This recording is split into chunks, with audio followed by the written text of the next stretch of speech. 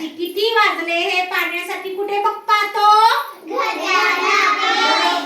घड्याळात पाहतो. आपण कुठे पाहतो? आता हा तास काटा कितीवर आहे? 12वर. तास काटा कितीवर आहे? 12वर. आणि हा मिनिट काटा कितीवर आहे? मिनिट काटा कितीवर आहे? मग आता हे किती वाजले म्हणायचे आपण? नाही बाळा, 12 वाजून 15 मिनिटे झाले. किती झाले? म्हणजे 12:15. हा, मग आता हे 12 आणि 1 याला 5 मिनिटं असतात.